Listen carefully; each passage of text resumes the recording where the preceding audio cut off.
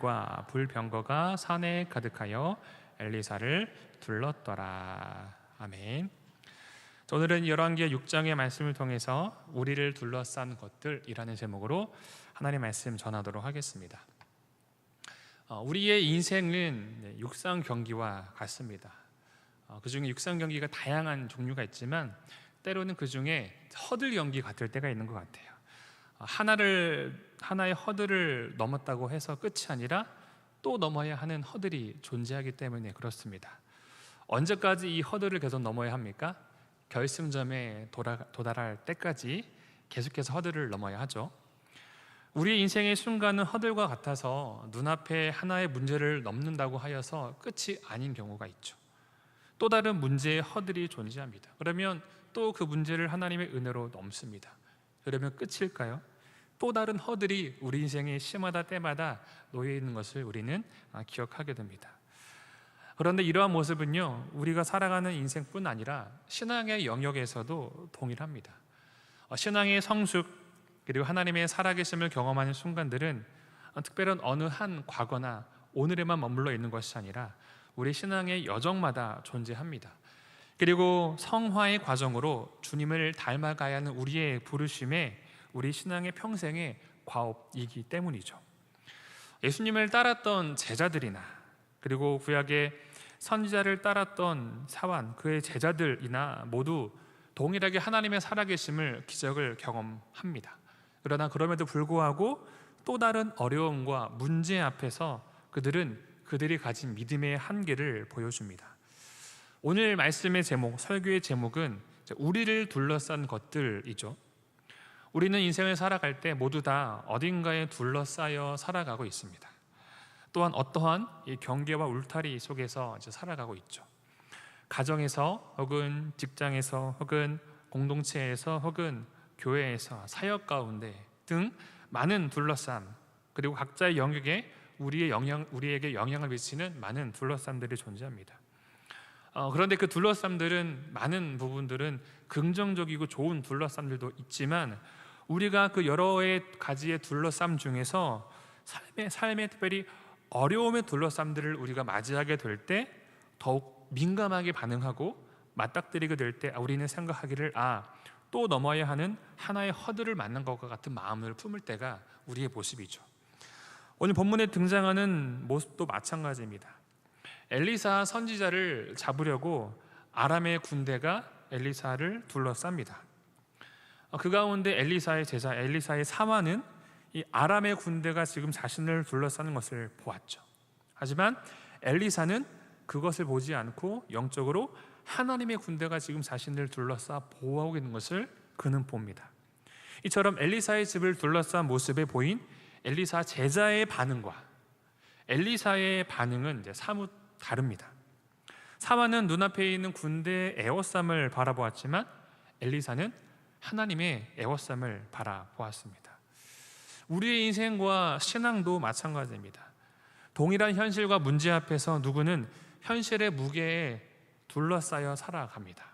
또한 어떤 이는 현실의 무게는 동일하지만 그 현실을 넘어 하나님의 돌보심과 보호하심을 믿는 믿음으로 바라보며 그 가운데 하나님의 역사를 경험하기도 합니다. 여러분, 그렇다면 오늘 말씀을 통하여서 그러한 인생의 시간을 살아가고 있는 우리에게 하나님은 우리가 어떠한 경험을 하며 살아가기를 원하실까요? 어떠한 신앙인으로 살아가기를 바라시겠습니까? 오늘 이 시간 이 말씀의 선포가 아람의 군대로부터 하나님이 사람을 지키시고 보호하신 그 하나님의 둘러쌈을 경험하고 깨닫는 복된 은혜 시간 되기를 소망합니다. 아멘. 첫 번째 나누고자 하는 메시지는요, 한 가지에 대한 질문에 대한 답이었는데요, 말씀을 묵상을 하며 준비할 때 한 가지 좀 질문이 생겼습니다. 엘리사는 북이스라엘 당시 활동했던 선지자이거든요. 당시 북이스라엘의 왕은 여호람이라고 하는 왕이었는데 이 왕은 하나님을 믿고 의지했던 왕이 아니었어요. 그런데 본문의 말씀을 보시면 왜 엘리사는 하나님을 믿고 의지하지 않았던 악한 왕인 이 여호람 왕이 어려움을 당하지 않도록 그를 굳이 도왔을까? 우리 8절에서 10절의 말씀을 같이 함께 좀 읽어보겠습니다. 8절에서 10절의 말씀 읽겠습니다. 시작. 그때 아람 왕이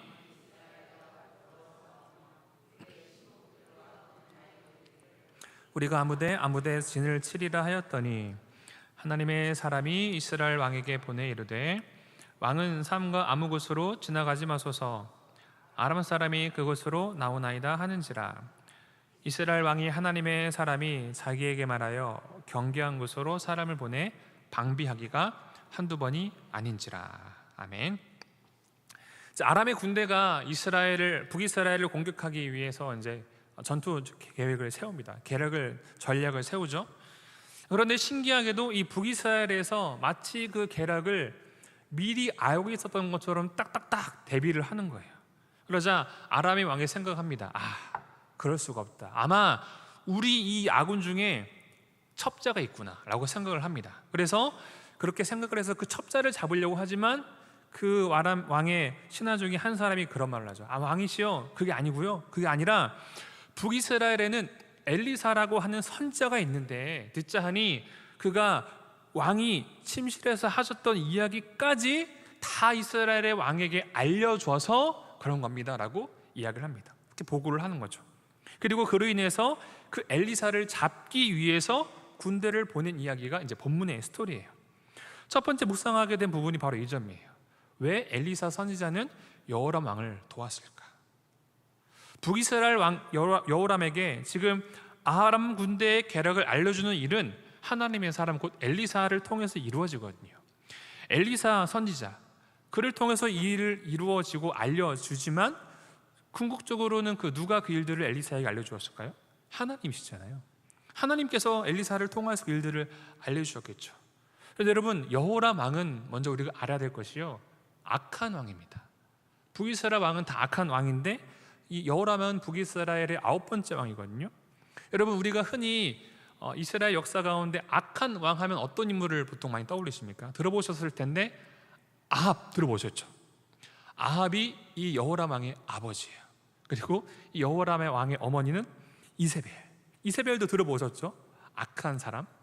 그리고 이 여호람 왕에 대하여 성경은 평가를 하기를 그가 아합의 집과 같이 하였으니, 즉 여호람 왕은 아버지 아합처럼 악한 우상 숭배, 하나님을 따르지 않는 죄악된 길을 평생을 살아갔던 사람이 여호람 왕이에요. 이처럼 하나님이 기뻐하시지 않는 악한 길을 걸었던 존재인데 그런 그에게 하나님께서는 굳이 아람 군대의 계략을 알게 하세요.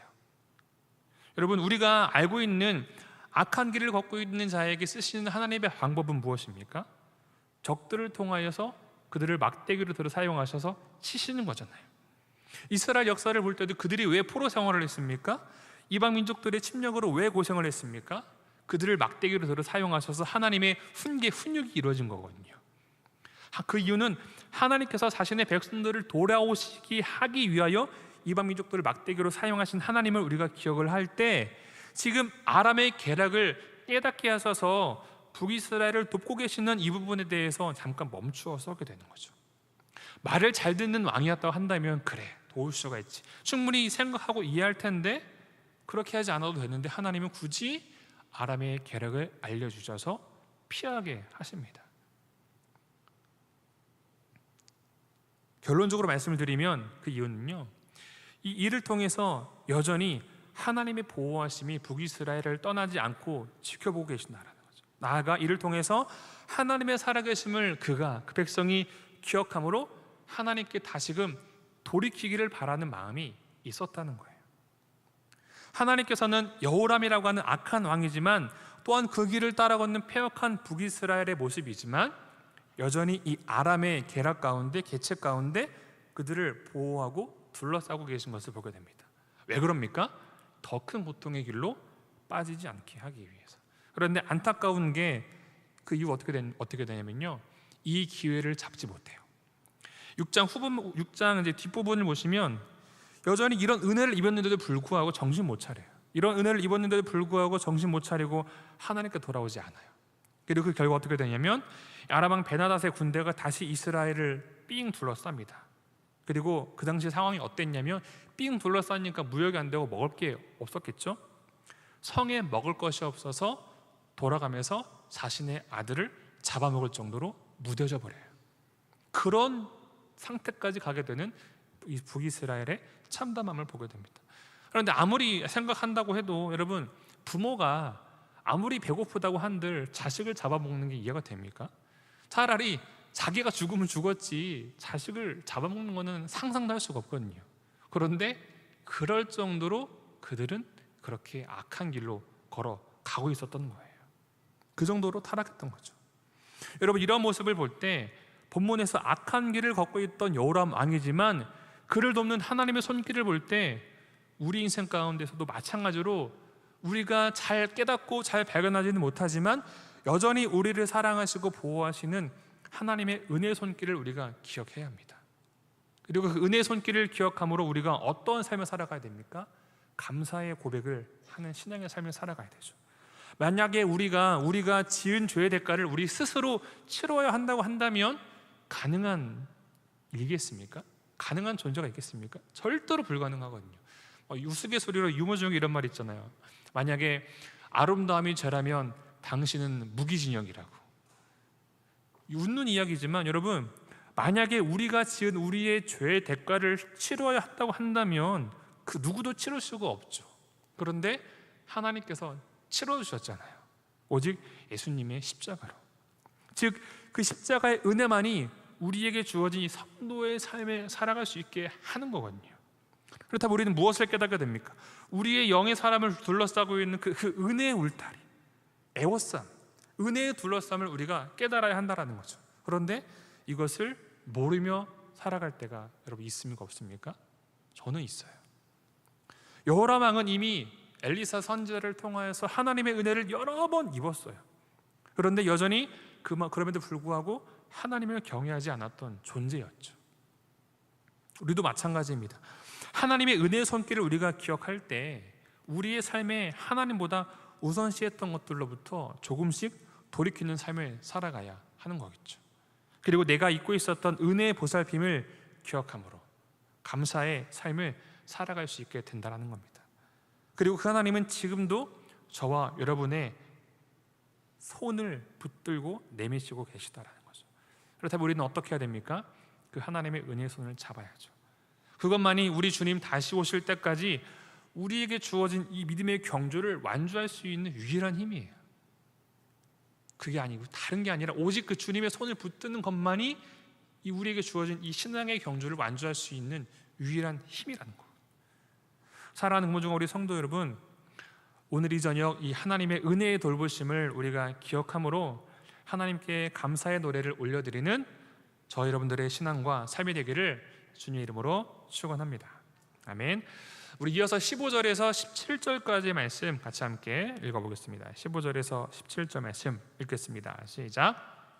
하나님의 사람의 사원이 일찍 일어나서 나가보니 군사와 말과 병거가 성읍을 에워쌌는지라.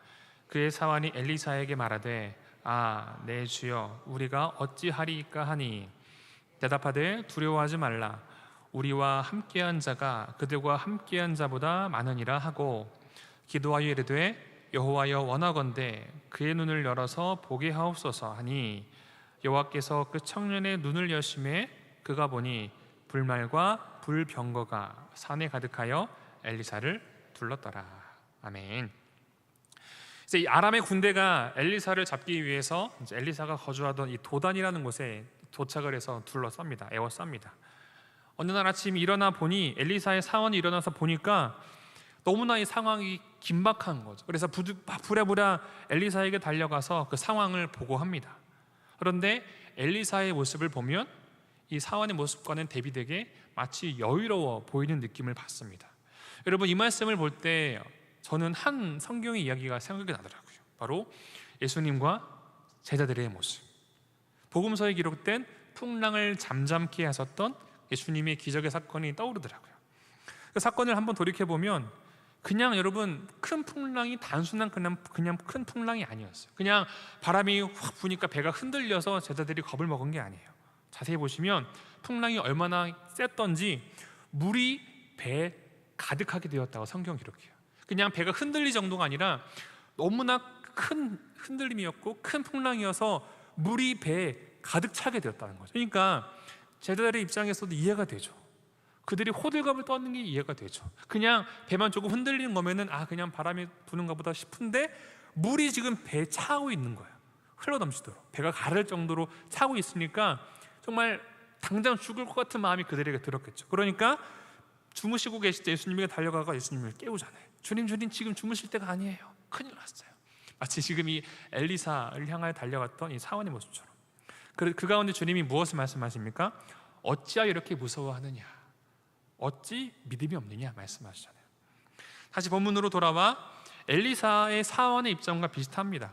아람의 군대, 곧 많은 말과 병거와 많은 군사들이 둘러싸고 있어요. 여러분 한번 좀 생각해 보면 아람 왕도 참 치밀한 것 같아요. 누구 한 명 잡으러 왔죠?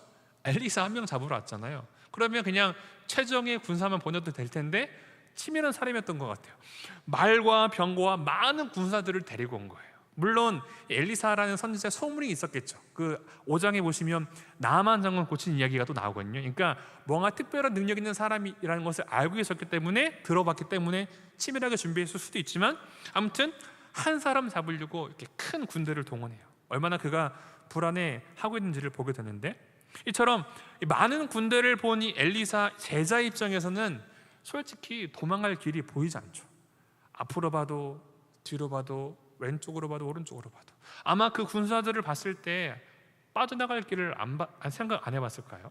한 번쯤은 생각해봤겠죠. 둘러봤을 수도 있을 것 같아요. 그런데 삥 둘러싸고 있는 거죠. 도저히 빠져나갈 길이 보이지 않았던 거죠. 그러자 엘리사를 찾아가서 이야기를 한 거죠. 마치 도관에 든 쥐다라고 생각했죠. 그런데 엘리사에게 다가가 그 상황을 보고하는데 엘리사의 모습을 보면 마치 예수님처럼 여유가 넘치고 평안함 속에서 그 일들을 대하는 모습을 봅니다. 그리고 말을 하죠. 16절에 대답하되 두려워하지 말라. 우리와 함께한 자가 그들과 함께한 자보다 많으니라. 여러분, 사환은, 제자는 아람의 군대의 둘러쌈을 봤어요. 하지만 엘리사는 여호와의 군대의 둘러쌈을 봤어요. 여기서 우리가 붙잡아야 되는 영적 메시지가 있는데, 영적인 눈을 떠야 하나님의 일하심을 바라볼 수 있다는 겁니다. 본문의 15절과 17절 말씀 보시면 비슷한 표현이 등장을 하는데, 15절에 애워쌌는지라 라고 이야기를 하고 있고, 17절 끝부분 보시면 둘렀더라, 엘리사를 둘렀더라. 물론 이제 한글에서 조금 글자 자음이 좀 다르긴 하지만 히브리어 원어를 보면요 같은 어원을 쓰고 있어요. 사바브라고 하는데 같은 어원을 쓰고 있는데, 그런데 지금 이 같은 말이 쓰인 뉘앙스나 맥락이 좀 다르죠. 15절 사원이 바라봤을 때 이야기했던 이 사바브는 아람의 군대의 둘러쌈이에요. 현실의 문제의 둘러쌈이죠. 그런데 17절에 한 이 둘렀더라의 사바브는 엘리사가 보았던 하나님의 보호하심의 둘러쌈이에요. 즉 현실의 둘러쌈과 하나님의 둘러쌈의 차이를 보게 되죠. 그리고 그 하나님의 둘러쌈을 언제 어떻게 보게 되었습니까? 17절에 기도하여 이르되, 기도를 통하여 하나님이 그의 영적인 눈을 뜨게 해주자 현실의 둘러쌈이 아니라 하나님의 둘러쌈, 하나님의 보호하심을 보게 되었다는 거죠. 여러분, 신앙생활을 할 때 가끔 영안이 열려야 된다, 그런 얘기 많이 들어보시고 또 많이 하셨죠. 여러분, 영안이 뭐라고 생각하십니까? 되게 우리는 생각을 하기를 영적인 눈이라고 해서 그냥 어떠한 바울이 봤던 셋째 하늘처럼 어떤 환상을 보거나 이상을 경험한 것만을 영안이라고 우리 흔히 이해를 하는 것 같아요. 물론 영안이라는 것은 보통 우리 육신의 눈으로 볼 수 없는 특별한 것을 이야기할 수도 있지만, 성경에서 말하는 영안은요 그런 어떠한 현상에만 국한되는 게 아니에요. 믿음을 통해서 하나님의 일하심을 바라볼 수 있는 영적인 눈이 바로 영안이에요. 그래서 영안은 하나님의 진리, 구원, 섭리를 바라볼 수 있는 영적인 통찰력이 영적인 눈이라는 거죠. 두 군데의 성경을 좀 보면 시편 119편 18절의 말씀 보시면 제가 한번 읽어드릴게요. 내 눈을 열어서 주의 율법에서 놀라운 것을 보게 하소서. 내 눈을 열어서 하나님의 말씀을 통해 깨닫는 영이에요. 성령의 조명하심. 또 에베소서 1장 18절 말씀 보시면 너희 마음의 눈을 밝히사, 너희 마음의 눈을 밝히사 그의 부르심의 소망이 무엇이며 성도 안에서 그 기업의 영광의 풍성함이 무엇이며.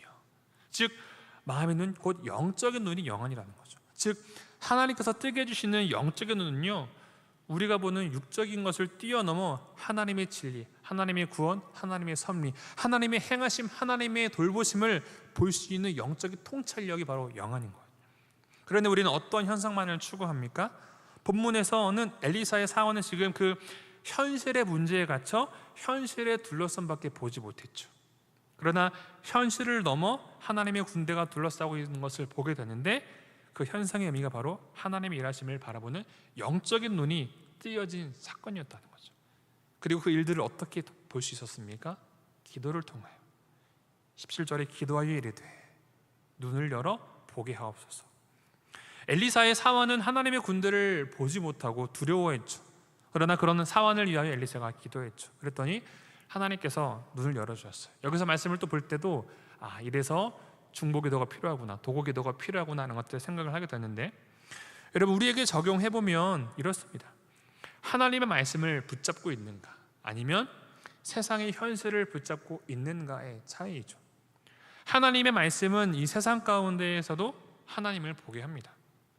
인류의 역사 속에서 지금도 쉬지 않고 일하고 계신 하나님, 약속을 이루신 하나님, 그 하나님이 나의 하나님이신 것을, 또한 나를 돌보시고 인도하시는 하나님이신 것을 보게 되는 거죠. 말씀을 통해서. 여러분 인생을 살다 보면 세상이 때로는 너무 거대해 보입니다. 때로는 주님이 우리가 살아가는 이 세상의 문제보다, 세상보다 작게 여겨지는 듯한 때가 여러분 있습니까, 없습니까? 있죠. 그럴 때 우리가 취해야 되는 신앙인의 태도가 무엇입니까? 사원이 그랬던 것처럼 지금 눈앞에 있는 아람의 군대의 둘러쌈을 보고 벌벌 떨고 어떻게 하지? 스승님 어떻게 합니까? 호들갑 떠는 게 아니라 엘리사가 이야기했던 것처럼, 엘리사가 기도 가운데 사원의 영적인 눈이 열렸던 것처럼 주님께서는 또 우리의 영적인 눈을 뜨길 원하시거든요.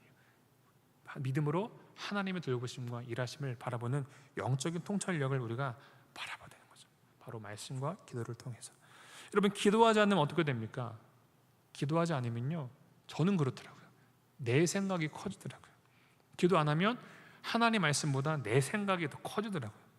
그리고 내 자아가 너무 크기 때문에 현실에 절망하게 되더라고요.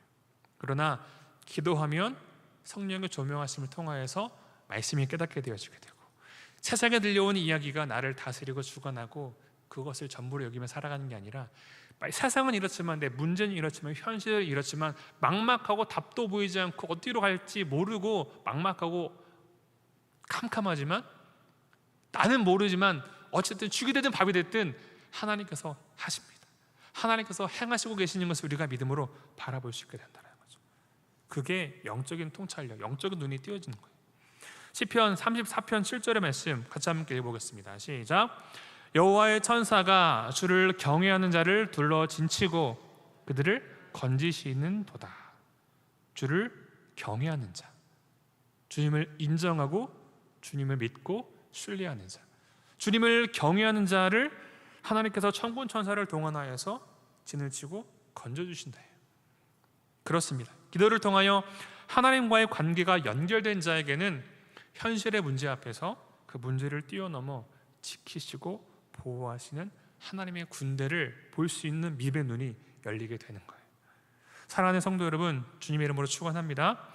오늘의 삶에 살아가는 저 여러분들의 시간 속에서 우리를 둘러싸고 있는 아람의 군대와 같은 어려움이 무엇이 있습니까? 세상에 속하고 살아갈 땐 그 군대만을 보다 보니 위축되고 두려울 수밖에 없죠. 하지만 영적인 눈이 띄어짐으로 인해 말씀을 통하여서 우리와 함께 하시고 우리를 이끄시고 보호하고 계신 하나님의 손길을 바라보는 저와 여러분들 되기를 주님의 이름으로 축원합니다.